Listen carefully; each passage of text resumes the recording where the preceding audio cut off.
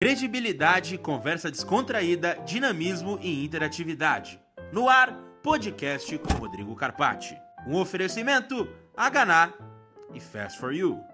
Sejam muito bem-vindos, está no ar mais um podcast Rodrigo Carpati. Você pode assistir esse e outros programas através do meu canal do YouTube. Você pode ouvir e escutar através de qualquer plataforma streaming, no caminho da assembleia, do trabalho ou a qualquer momento que você desejar. Hoje eu tenho um ilustre convidado e antes de apresentá-lo, vou falar da frase do dia, que inclusive ele vai comentar. Viver é enfrentar um problema atrás do outro. O modo como você encara cada um deles é que faz a diferença. Benjamin Franklin. Estou aqui com nada mais, nada menos do que André Tal.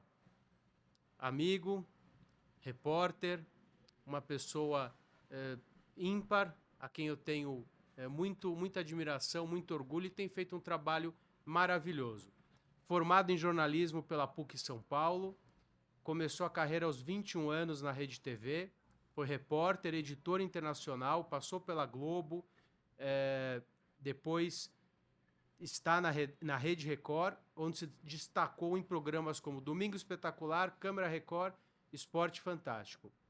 Correspondente internacional em Nova York, Tóquio e Londres, eu lembro de você em Tóquio também, testemunhou de perto grandes acontecimentos mundiais, terremoto e tsunami no Japão em 2011, atentado em Paris, passando por coberturas esportivas como Olimpíadas em Londres, Vancouver, além da Copa do Mundo na Rússia.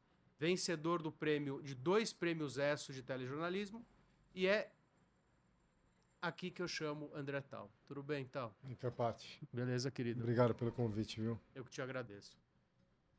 É um prazer estar com você aqui. E ainda lembro da gente jogando futebol no clube. Pra quem não sabe, eu e o Carpati a gente se conhece já tem algumas décadas, né? Algumas décadas, boas décadas. Mas melhor a gente não falar para não revelar a idade, mas os nossos cabelos não negam, né? A gente nos entregam, mas tá bom. O importante é envelhecer com alegria. bem, com alegria e família. É isso aí, com família. Agradecer também a Rede Record por ter liberado o nosso convidado para essa conversa imperdível que nós teremos agora. Tal, como começa a tua carreira no jornalismo? O que você sempre teve esse viés? Na verdade, gostava muito de ouvir jogo de futebol na rádio, né? Então, vem o Corinthians pela ponta direita, tocou no meio campo, só fez a jogada grande, chutou. Aí ficava aquela coisa na minha cabeça, eu queria ser um locutor de rádio, só que eu não tinha voz pra isso. Porque eu tinha calo na corda vocal, então eu gritava gol e ficava rouco. Aí eu falei, bom, se eu não posso ser narrador de rádio, então vou ser jornalista. Aparecer na televisão, tinha essa coisa que mexia comigo, eu nem sabia direito o que era. Eu entrei na faculdade meio assim, nesse sentido aí de querer suplantar alguma coisa que eu não podia fazer, que era ser narrador de futebol. A gente vem de uma fase, tal, que o jogo de futebol eu não escutava no rádio, né? Eu lembro do carro com meu pai, ou você estava no estádio, a TV... Poucos jogos a gente via na TV, não era a transmissão... Só passava um e nunca quando tava jogando na própria cidade, né? Nunca na própria cidade. É. Que time você torce, então? Corinthians, pô. Com certeza. E eu lembro de narradores icônicos, né? Que narradores que você... José Silvério, Nilson César, Fiore Giliotti, que não é do meu tempo, mas marcou época também. Tem esses daí que são os ícones, né? José Silvério era... E tinha o Luciano do Vale também. Aí já é mais televisão, né? Como é que... Olho no lance, pimba na gorduchinha. Foi ele. Muito bom, né? Muito bom. Você ia no estádio bastante nessa época? Eu vou até hoje, fui domingo agora. Foi domingo. Eu abandonei um pouco a carreira de futebol. E a gente se conheceu, a gente se aproximou por conta de campeonatos de futebol dentro do clube. Sim. A Copa Associados, em que os times jogavam, você lembra? A gente ia domingo cedinho jogar bola. Eu lembro de você só no futebol. Tá com a memória boa, hein? Lembro, cara, lembro muito. A gente devia ter, sei lá, 15 anos, É. talvez menos. E daí você ingressa como? Você fez a faculdade de jornalismo e... E aí no último ano eu tava na TV PUC, que era a TV lá dentro da universidade que eu estudava. E aí a TV Manchete faliu e começou a Rede TV. E o cara que assumiu o jornalismo na Rede TV era amigo do diretor da TV PUC e falou assim: me manda alguns jovens que trabalham aí. Aí eu cheguei lá, o cara falou: quem fala outras línguas? Aí eu falei: falo inglês, francês, espanhol. Aí ele falou: então você vai ser editor internacional. Antes de me formar. Eu me formei, deu 6 meses, estava tendo uma debandada de repórter. Aí eu fui na sala dele e falei assim: queria uma chance. Ele falou: não me pede aumento. Eu falei: não, não é aumento, só queria uma chance na rua. Aí comecei a fazer matéria, com 21 anos já virei repórter. Primeira matéria que eu fiz foi um jogo do Corinthians, inclusive, 2-0. Então foi o trabalho e a emoção. É, tremia mais que Gurgel em ponto morto lá, pra fazer entrevista com os jogadores. Você lembra quem você entrevistou naquele dia? Marcelinho, Marcelinho Carioca. acho que Dinei também. Quem postou esses dias foi o Luxemburgo, que se reconciliou com É. o Marcelinho, se É. encontraram num bar. Eu vi. É. E daí fiquei quase 3 anos na Rede TV, saí, fui para o Pequenas Empresas, Grandes Negócios. Eu não era funcionário da Globo, mas era um programa da Globo. E aí fui para Record em 2006, em janeiro de 2006. E tô lá, vai fazer 20 anos já. E onde eu dei o grande salto na carreira. E você começa com a área internacional lá, não? Na Record? Uhum. Não, na Record eu fui para fazer reportagens na madrugada, mas cheguei e nem fiquei na madrugada nenhum dia, eu fui pro dia. Aí daqui a poucos meses eu já tava, era para ser jornal local, em poucos meses eu já tava no Fala Brasil, com o jornal de rede. Aí teve, depois alguns anos, uma expedição para a Amazônia, né, que é essa que rendeu o prêmio ESSO. Não, desculpa, antes dessa, em 2008, teve uma expedição para a Amazônia de barco, essa aí foi de carro. De barco, Série 40 anos da Transamazônica, Estrada Sem Fim. essa daí já foi em 2011. Uhum. Na verdade, gravada em 2010, veiculada em 2011. Mas aí, dessa expedição que eu fiz de barco na Amazônia, renderam várias matérias. E aí me chamaram para o Domingo Espetacular. Dali eu fui para Nova York, fiquei alguns meses lá como correspondente temporário. Voltei para o Brasil, fiz mais algumas reportagens de impacto e aí fui para o Japão, Inglaterra, onde eu fiquei 8 anos fora do Brasil. Você morou 8 anos no Japão? Não, 2,5 no Japão, 5,5 na Inglaterra. Total 8 anos no exterior. E foi com a família nessa... Fui com minha mulher e meus filhos nasceram em Londres. Fomos em 2, voltamos em 4. É bom, que bom. Bom. Multiplicar sempre é... Sim, prurvu. Hã? Prurvu, né? Crescei-vos e multiplicai-vos. É isso aí. E dessas matérias, o que te chamou a atenção e o que você acha que você impactou na mudança da sociedade? Porque, assim, a matéria da Transamazônica, como é que é chegar na Amazônia, né? A Transamazônica foi um ícone, né, de problemas e também a necessidade de ter essa Transamazônica. Então, a Transamazônica ela é muito complexa, né? Porque tem a luta pela terra, assim. E algo de muita violência, assim, no entorno da estrada. É uma estrada muito difícil, que ela é de barro, muita poeira. Você demora horas, ficamos um mês lá para atravessar ela inteira. Quanto tempo você ficou lá? Um mês. Um mês para gravar matéria. É. Que loucura. E aí tem várias nuances, assim, vários recortes sociais no entorno da estrada que a gente mostrou. Tanto que ela foi premiada, né? Ganhou o prêmio ESPR e o prêmio Embratel depois. Que é o segundo prêmio ESPR que eu ganhei, né? O primeiro foi em 2008, uma investigação sobre pedofilia no poder em Roraima. Pedofilia no poder em Roraima. Eram os principais empresários, o procurador-geral do Estado, Meu Deus. um major da PM, todos eles abusando de meninas. Inclusive, uma ficou grávida do procurador, com 13 anos. Isso lá em Roraima. Nós temos Brasis diferentes, né? Impressionante. Você sente essa... Total, quem mora em São Paulo, eu digo que quem não costuma viajar muito, mal conhece o Brasil, né? Porque O Brasil, ele é Amazônia, é Nordeste, é sertão, é seca. E aqui é só uma bolha, né, do que é o país, de fato. É um continente, né? Eu fui para o sul essa semana, já tive no sul trabalhando. Você vai para o sul, algumas cidades, você vai, por exemplo, para Joinville, Blumenau, você acha que está na Europa. Você acha que está na Europa, assim, a própria arquitetura é europeia. Daí você vai para o Nordeste, estive no Nordeste mês passado, você vai para Fortaleza, lá para cima. É outro país.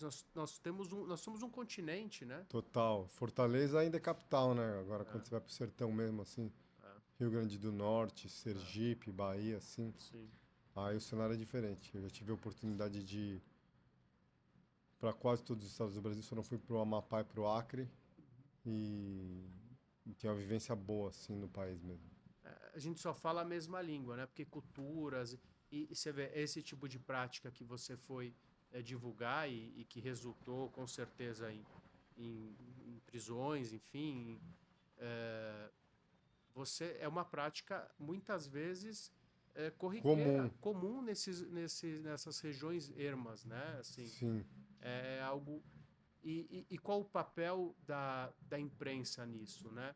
Denunciar, né? Denunciar. E depois dessas denúncias, a matéria precedeu a denúncia ou ela antecedeu a denúncia Na ou verdade, já era uma operação da Polícia já era uma Federal. operação? O que eu fiz foi pegar os flagrantes da Polícia Federal e investigar. Então, encontrar a menina grávida, conversar com ela, a mãe, as mães das vítimas, falar com a família do procurador. Uhum, Então, ir para cima dos agressores uhum, e das vítimas também. uhum. E a condenação foi grande que eles tiveram. E provavelmente a repercussão da matéria da imprensa, isso traz uma notoriedade, né? Sempre que tem uma matéria de impacto, depois ela pode ser usada no tribunal, entendeu?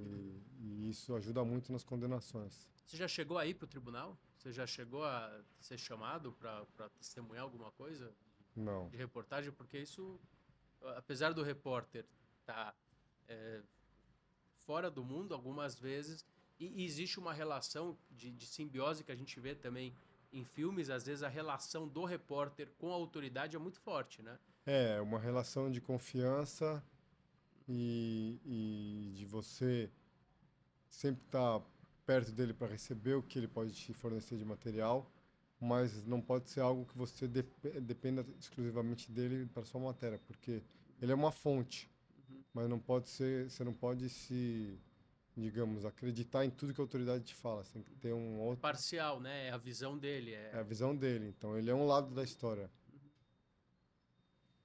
E ter essa relação, por exemplo, eu tenho alguns repórteres que me ligam para cobrir algumas coisas de condomínios. Então Sim. aconteceu uma coisa, ele me liga. Foi isso mesmo? Como que aconteceu? Você conhece o fulano? Então, assim, você tem fontes, mas você tem que ter essa liberdade de avaliar, que é um trabalho também muito tênue, né? Porque tudo que a gente faz é a nossa visão. É Eu acho que subjetivo, né? é subjetivo, mas eu imagino e vejo o que você faz, a gente tem que buscar isenção mesmo dentro dessa subjetividade. É um trabalho que É, faz. toda reportagem ela tem um viés, porque só a escolha da pauta já é, de alguma forma, um viés que você encaixa ali. Por que você escolheu aquela pauta e não outra? Mas, assim, dentro disso tem que tentar ser imparcial, o mais imparcial possível. Uhum. E desenvolver a matéria ouvindo várias fontes, principalmente matérias investigativas desse porte, assim. E você prefere fazer matérias investigativas? Qual é o teu? Ou prefere cobrir a área Eu esportiva? gosto de fazer especiais, assim. Uhum, Faço também muito dia a dia, né? O varejo, que a gente chama assim. uhum, Eu gosto de fazer documentários especiais, colocar um pouco mais de trabalho em cima da matéria, assim. uhum. De aprofundar, porque o especial você consegue e E assim, em 2 minutos você não consegue contar muito a história direito, né? E não consegue emocionar o público.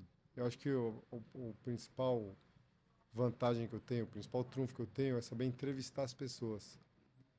E na entrevista captar muito da empatia e da emoção do interlocutor.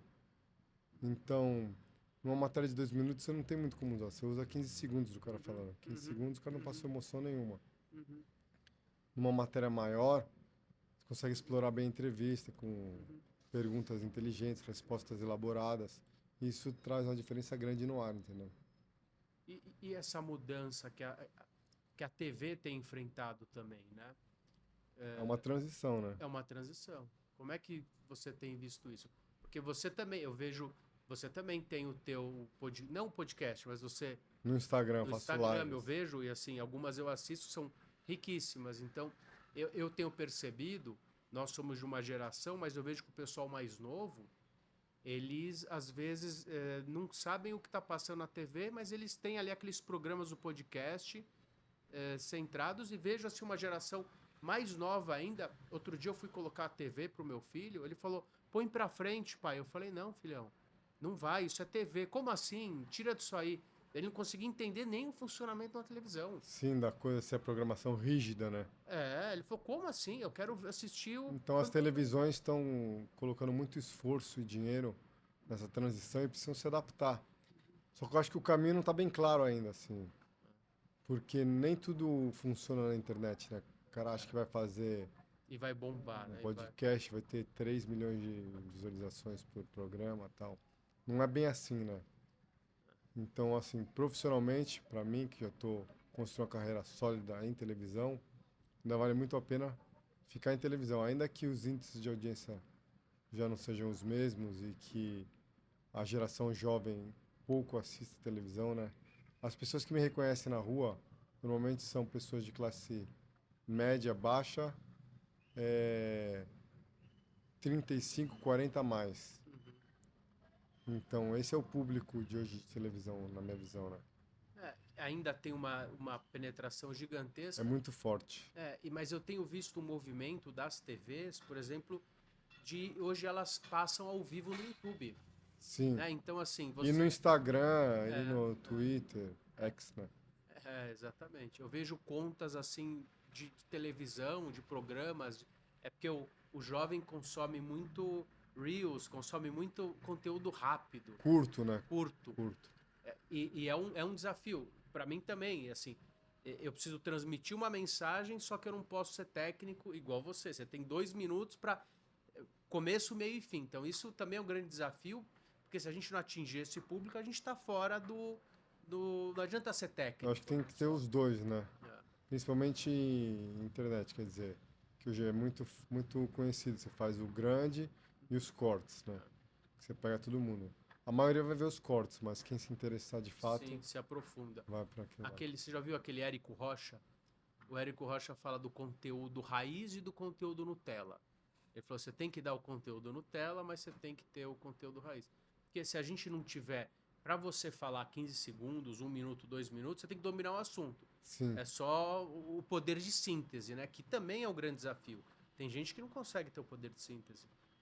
Não, eu sou bem acostumado a fazer os dois tipos de reportagem, né? A curta, que é pro Jornal da Record principalmente, e as especiais, que eram as séries do Jornal da Record, Domingo Espetacular e Repórter Record, investigação documentários e tal. Aí você tem 1 hora para falar, assim.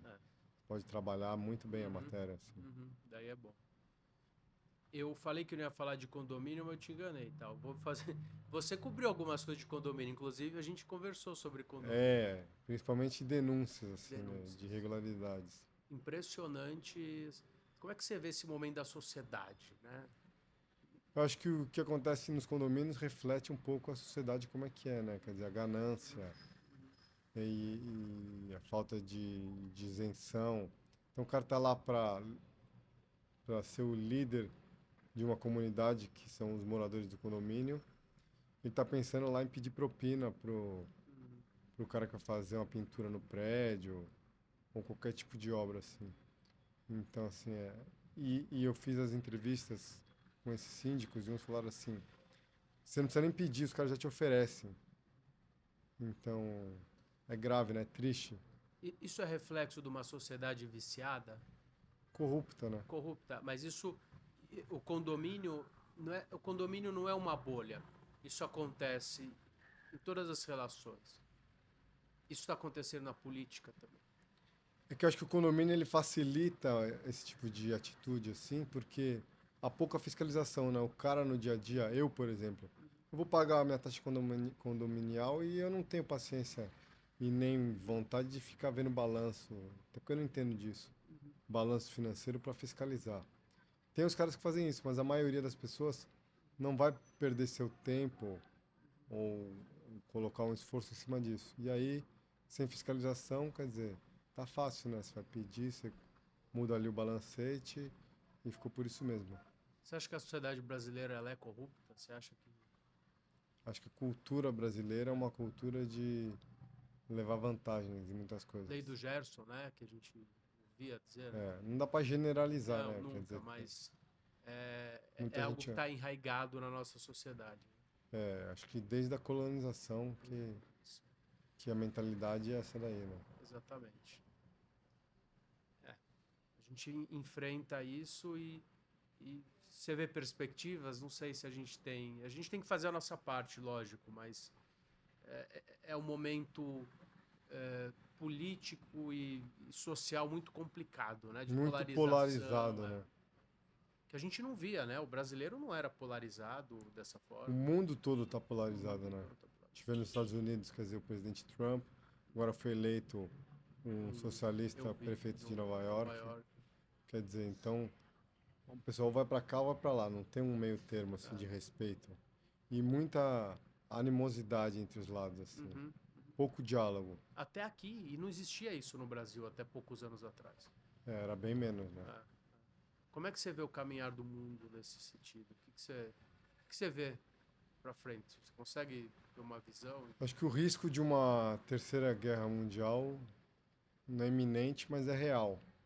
Você acha que ela já está acontecendo eventualmente? Os conflitos que a gente tem em Pode ser a Ucrânia? faísca, né? Igual a gente teve em outras guerras, assim, as primeiras ações que depois derivaram para uma guerra total e completa.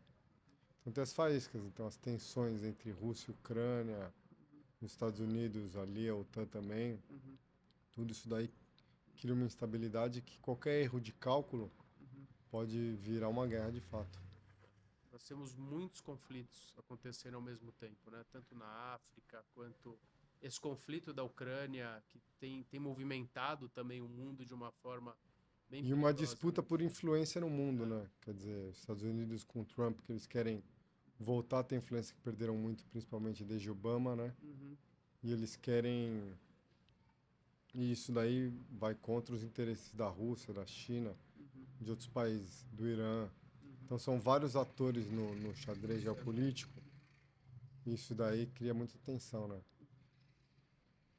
Vamos ver a tua matéria da Transamazônica? Bora. Se você quiser comentar ou falar alguma coisa. Essa daí já foi em 2020, então a gente gravou a primeira vez em 2010, que rendeu, como eu falei, prêmio SP Embratel, que eram os 40 anos da Transamazônica. E a gente voltou 10 anos depois para fazer a mesma expedição, um mês de jipe sofrido, tomando poeira na cara ali, Dormindo aonde? dormindo em aqueles hotéis, De beira ali. resorts, né, Aham. resorts da Amazônia. Só hotel 5 estrelas, É. conforto total. Então a gente voltou para fazer a mesma expedição, mostrando muito do desmatamento, o garimpo, dessa vez, e a continuação da luta pela terra, né? Da grilagem, que é algo muito inerente a essa região, que é belíssima, né? É belíssima, mas esconde conflitos sociais dolorosos, assim. Ele atravessa a Amazônia inteira, A Transamazônica ela foi construída pelos militares com o mote de integrar para não entregar. E aí ela rasgou a Amazônia no meio, assim, e em meio a isso trouxe ocupação de terra indígena, disputa pela terra e muitas mortes, né? Esse é o carro de vocês que parou ali?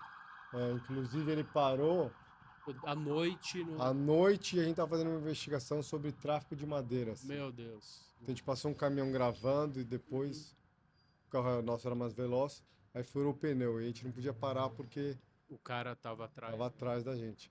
A gente continuou entrando numa estrada vicinal, andou mais alguns quilômetros e parou para trocar o pneu. E é perigosa a estrada de...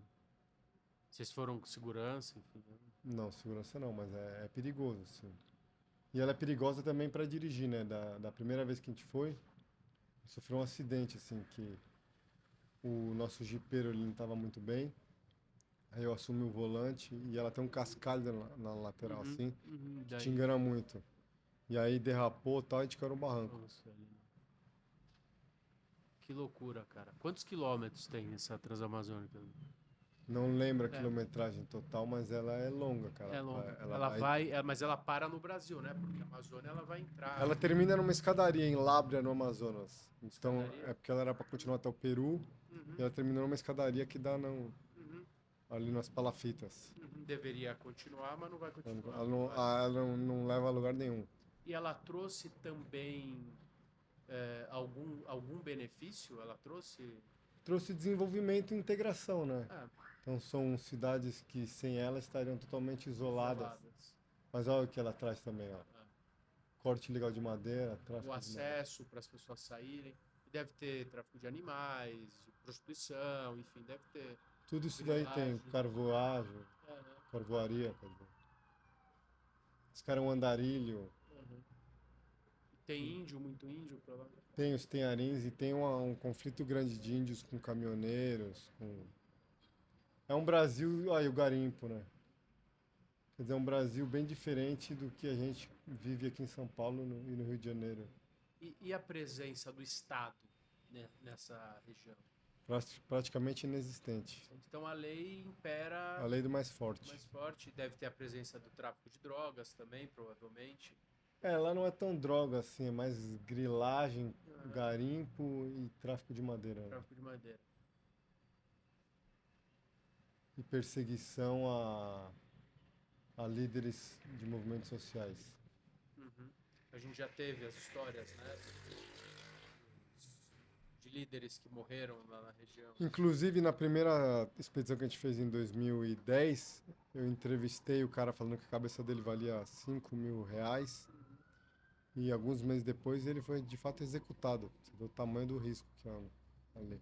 E ele era o quê? Do movimento social, preservação? Ele batia de frente com ele tinha uma área de preservação ambiental e batia de frente com o pessoal que desmatava a Amazônia.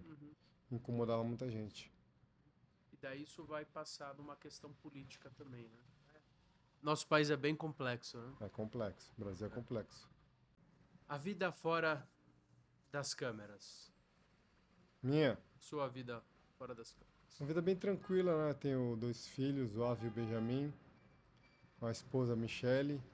Então a gente fica muito em casa, vai muito pro clube e tal, competições deles de futebol, de judô, almoça fora, janta fora, assim. Mas não é uma vida com eventos sociais, assim. A gente que é muito ativo profissionalmente, quando a Sim. gente não tá trabalhando, a gente quer Quer tranquilidade, relaxar, assim. né?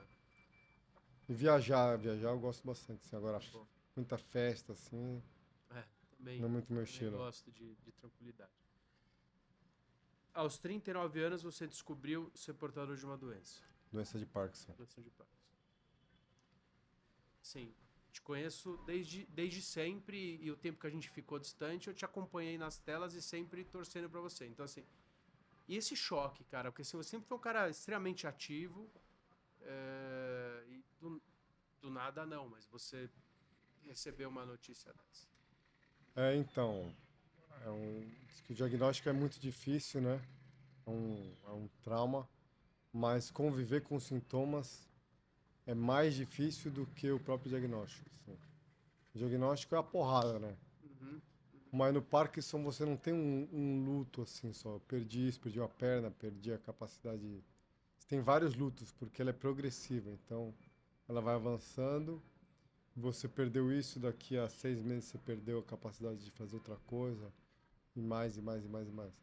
E eu tô aí já 7, 8 anos lutando diariamente contra isso e vencendo, consigo dizer assim, porque não tô perfeito, porque com Parkinson, sem Parkinson, acho que ninguém é perfeito, mas estou trabalhando em televisão, exposto no vídeo, treinando forte e o principal, vivendo a vida com os meus filhos, com minha família, fazendo tudo, viajando,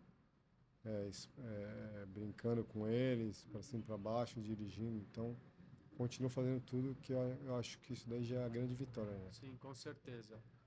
Você tem sido uma grande lição de vida e principalmente tal, enfrentando uma situação como essa, você está preocupado em ajudar os outros. É o que eu vejo. Você está divulgando, você está dando luz para quem também tem sido diagnosticado, né? E Porque, assim, buscando tratamentos. durante muito tempo eu me perguntei assim, por quê? Por que comigo, né?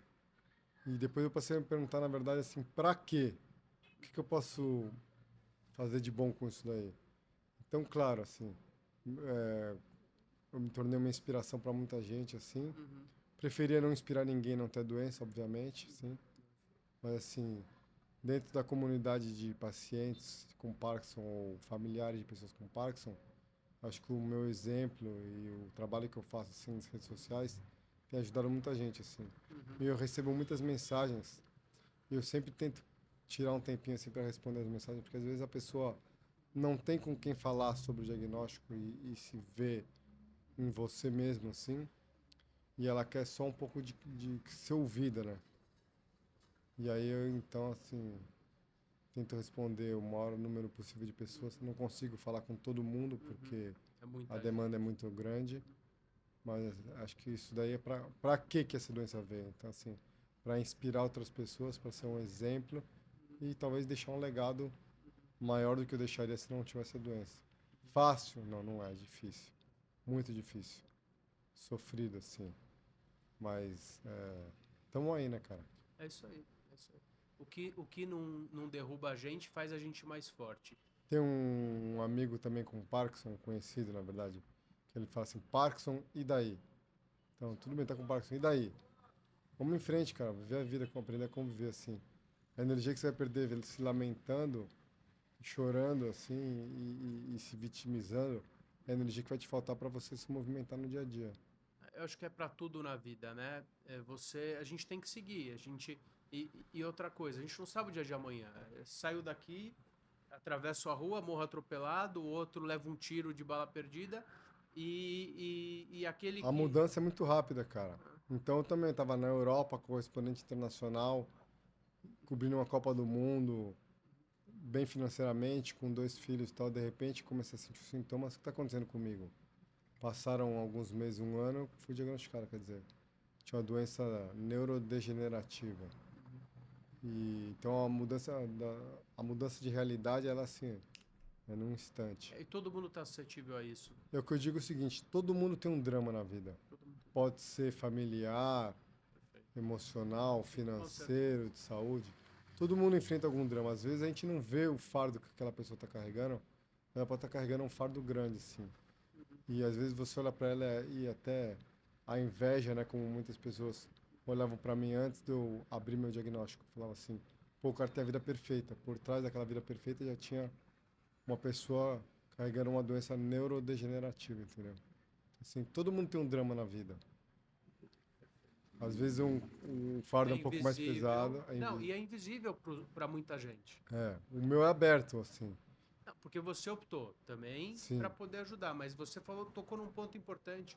As pessoas olham a grama do vizinho só, né? É. A tua grama, o cara é repórter de TV, tá voando. Isso me preocupa um pouco, sabia? Por Se a quê? gente, porque eu acho que a gente atrai um pouco dessa energia ruim, sabe? A gente tem que se blindar. A gente, assim, eu tô no meu negócio, eu Você me diz que é sinto, inveja. eu tenho medo, eu não gosto, eu tenho medo. Eu também não gosto, assim, mas acho que Mas não dá pra você, se você não dá pra se podar por causa disso. não dá, né? e assim, se você precisa atingir os seus objetivos, você acaba se expondo, né? E ninguém inveja, ninguém chuta cachorro morto, Sim. né? Eu tenho certeza que em alguns momentos da minha carreira eu tive em cima de mim muita inveja, mas eu sempre tentei ignorar isso daí e tratar todo mundo bem, que acho que você quebra o invejoso com simpatia, com É, elegância, assim, né? É difícil, dá. assim, controlar as emoções, mas Mas eu acho que tudo que a gente vai tendo na vida é uma construção, né, tal, assim, e a gente vai amadurecendo nessa construção, e a gente vai vendo que tudo tem um preço. Não estou falando de doença, mas estou falando de chegar lá. Ah, o tal é repórter, tem uma história por trás. O Rodrigo é advogado de condomínios, por que eu também não sou? Porque tem 30 anos atrás disso, tem 30 anos de trabalho. De então, muito esforço, né? De muita muito, dedicação, muito comprometimento. muito. Que eu acho que falta muito, talvez, na geração atual hoje em dia. É, assim, esse comprometimento com a vitória, né? Tanto faz, tanto fez. Não dá pra generalizar, né? Mas, assim, Eu acho que é uma geração que não suporta dor. teve tudo muito fácil, né? O meu medo com meus filhos é esse daí, assim. Eu acho que eles têm a vida muito fácil, assim. Mas a gente dá o que a gente não teve. Eu não tive a vida fácil. Eu tive meu pai classe média, sempre nos deu tudo, mas tinha as dificuldades. E daí quando a gente vai tendo condições, vai prosperando, a gente Prospera. também vai fornecendo para eles. É, a gente quer dar, assim, mas, por exemplo, eu acho que talvez eles não estejam preparados para a vida, assim, porque não vão enfrentar dificuldades normais, né? Porque vai chegar em algum momento. Só que eu não sei, assim, fico às vezes me questionando se não tá chegando tudo muito de bandeja para eles. Mas sabe o que acontece? A gente está num mundo que acho que isso sempre existiu. Você tem pedofilia, assim, tipo, a gente morre de medo. A gente tem um problema de insegurança gigantesca nas nossas cidades. Sim. Então, eu andava na rua. Com a idade, 10 anos de idade, eu ia pra esquina, ia na padaria, ia pra Atibaia, pegava a bicicleta com 11 anos de idade, ia andar de bicicleta. Os nossos filhos não fazem isso. É, então, por exemplo, sair pra balada, que era algo normal, que eu saía desde adolescente e tal, e voltar, tinha os riscos, mas era um risco controlado, assim, né? Hoje em dia eu tenho medo, assim, dos meus filhos crescerem pra balada. Até outro dia, o Benjamin, meu menor, ele é baixinho folgado, né? Ele falou assim, eu não tenho medo de brigar não, porque isso aqui me dá um soco no rosto, eu dou outro soco, não sei o quê. Eu falei, ó, você vai me prometer, quando você crescer, for pra balada, você não vai brigar com ninguém, porque lá os caras têm arma e atiram. É mesmo, pai? Eu falei, é. Mas como você sabe? Eu falei, porque sim, você nunca sabe quem tem uma arma. Então, esse seu jeito briguento aí de invocado, segura um pouquinho depois quando você Baixa a crescer. bola, né? É. Mas eu vou te falar uma coisa. Será que a gente não era assim também? E os nossos pais eram iguais a gente, se preocupavam? Eu acho que a gente está tomando, é o que a gente falou. A gente hoje, nós não somos mais os filhos. Sim. Nós éramos os filhos. É. Até os nossos filhos nascerem, e tem. A minha mais velha vai fazer 11, o teu mais velho 10, Não, meu mais velho tem 11. 11 também. Então, até 11 anos atrás, nós éramos os filhos. Sim, Agora nós somos os pais. mudou, né? Mudou. Eu lembro da minha mãe falando: não vai beber à noite, não vai beber, filho. Mãe, me deixa eu sair com os meus amigos, né? É, Então, e hoje assim, a gente quer controlar, né?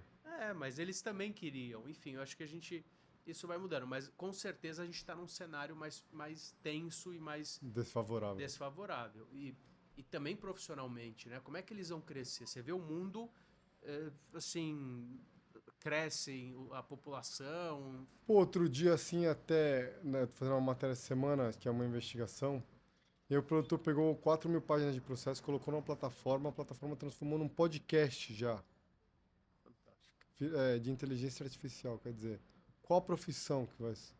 Se não precisa de ninguém para gravar, assim, qual o futuro da geração? Porque o mesmo acontece com pesquisas, com livros, com qualquer tipo de coisa hoje é inteligência artificial. Então, essa questão, assim, que tipo de emprego vai ter daqui para frente, né? Tem uma parceira nossa que ela me procurou de um outro ramo, ela mexe com o mercado, e o marido dela, ele cria bonecos de internet para representar marcas. Eu vi uma pessoa falando sobre suplementos, era uma inteligência artificial, eu achei que fosse uma pessoa. Um cara da academia, não era uma pessoa. Assim, um negócio assim assustador. É assustador. Assustador. E isso também, os golpes, né? As pessoas ligam com a voz da pessoa para fazer golpe. Faz chamada de vídeo até. Né? Fizemos uma matéria já. Ela faz chamada de vídeo Com a cara do... com a cara de outra pessoa. E as pessoas caem, né, no golpe. Sim. E uma outra coisa importante, as pessoas estão se relacionando menos. A gente saía pra balada, a gente já queria conhecer alguém, era olho no olho. E era aquela luta, né, cara? Era aquela luta. Você conquistar uma menina, assim, você tinha que se desdobrar, né? Não tinha celular. Eu tinha um pager. Você tinha um pager também? Eu tive o Nextel. Era o olho no olho, a conversa. E os amigos também, né? A gente era amigo do amigo, a gente batia papo. Hoje, É Assim, virtual não, é tudo virtual, você tem amigos e virtuais. superficial. Eu fui no oculista, o melhor amigo dele é um cara virtual do Japão. É, Que loucura, cara. Loucura. Vi o cara namoro. uma vez, duas vezes e se relaciona com o cara há anos de amizade. Tempo bem e tempo mal, né? Tempo bem. Quebra fronteiras, mas assim, se torna muito superficial. Tal, é sempre uma honra falar com você para a gente chegar na parte final. O que você, quais são as perspectivas o tal, aonde você quer estar daqui a 10 anos? O que você de trabalho, de pessoal, aonde você está? Que 10 anos, Ah, o cara tá viajando, cara. Fazendo snowboard, fazendo exercício, com meus filhos perto de mim. daqui a 10 anos eles vão ter 20 e poucos, né? Então, É legal imaginar eles. imaginar eles perto de mim. Eu quero viajar, assim, porque viajar é movimento, né? Então, se eu estiver viajando, quer dizer que eu estou me movimentando. De- Talvez trabalho em 10 anos, talvez já seja um momento de relaxar um pouco, assim. Se bem que os bons repórteres nunca param, né? Os bons repórteres, e é o seu caso. Não dá pra gente ficar planejando muito, né? Tem Ah, que deixar a vida levar, assim. como é que é? A gente planeja e Deus ri, né? É, a Tem gente uma faz frase planos assim, aqui na Terra, Deus dá risada lá em Deus dá cima. risada lá em cima, é verdade. É isso. E só pra gente finalizar a questão do Parkinson, você tá inspirando muita gente, isso é maravilhoso. Se você quiser deixar alguma mensagem também para essas pessoas que te acompanham, é, e saber da perspectiva de cura, porque assim, eu tenho um tio que também tem Parkinson, e eu, assim, toda notícia que aparece, eu lembro dele e lembro de você. É um momento auspicioso, assim, dos Ah, estudos clínicos. Então, estão desenvolvendo aí terapias gênicas, célula-tronco, mas ainda leva alguns anos lá. E até lá, as pessoas têm que se manter fortes. E para se manter fortes, só o esporte que é o melhor remédio, assim, porque a única coisa que realmente desacelera a evolução da doença é o esporte de alta intensidade. Então, meu maior conselho para as pessoas é: faça esporte de alta intensidade enquanto as soluções estão sendo desenvolvidas. E não vai demorar muito, eu tenho fé, assim. Mais uns 5 anos, eu acho que a gente vai ter alguma solução aí. Pelo menos para parar o avanço da doença, que já é muito importante. a medicina tem evoluído muito em todas as áreas, É né? muito, é um momento auspicioso, como eu falei, dos estudos clínicos. Então, células-tronco que estavam esquecidas agora estão voltando com força total. Tem muita coisa acontecendo. A gente faz muitas lives assim para divulgar esses novos estudos assim com especialistas. E mais um recado que eu tenho para quem não tem Parkinson, assim, na vida a gente tem vários problemas, até você ser diagnosticado com uma doença grave. Mas você passa a ter um problema só na vida. Então assim, não sofra muito com pequenas coisas, como seu chefe está de mau humor com você, sua namorada não te dá o mesmo carinho, assim, seu carro está quebrado, está na oficina, assim. São problemas muito pequenos perto do que realmente você pode enfrentar se algum dia na vida chegar a ser, espero que não, que ninguém tenha Uhum. tipo de infelicidade, diagnosticado com uma doença grave, porque aí você passa a ter um problema só na vida para enfrentar. Todos os outros se tornam muito pequenos. Maravilhoso, cara. É exercer a gratidão todos os dias, né? É, agradecer. Então, assim, eu, por exemplo, eu tenho Parkinson, mas eu me considero uma pessoa privilegiada e abençoada, porque Uhum, tenho muita coisa boa na vida. uhum, E então se apegar às coisas boas, assim, não ficar lamentando o que é ruim, porque se as pessoas tiverem pena de você, pena é o pior sentimento que alguém pode sentir pela outra pessoa, né? uhum. Tal, sim, te agradecer, dizer que eu tenho uma admiração gigantesca por você. E da mesma forma que tem gente que torce contra, tem gente que torce a favor, né? Assim, É, né? Da mesma forma que a gente atrai energias ruins, porque a gente tem evidência, a gente também atrai pessoas que acreditam e que se inspiram na gente. Então, dizer que você é sim uma grande inspiração e tenho muita honra de ter conversado com você, uma pessoa fantástica e continue inspirando e fazendo bem. cara, obrigado aí pelo convite, pelas palavras, pela Obrigado. amizade. Obrigado. Valeu. Encerramos mais um episódio. Agradeço a sua audiência. Você pode assistir este e outros programas através do meu canal Rodrigo Carpati no YouTube. Não esqueça de seguir, compartilhar, ou você pode assistir no caminho de casa, do trabalho, da assembleia, através de qualquer plataforma streaming. Muito obrigado e até breve. Podcast Rodrigo Carpati, uma produção Universo Condomínio.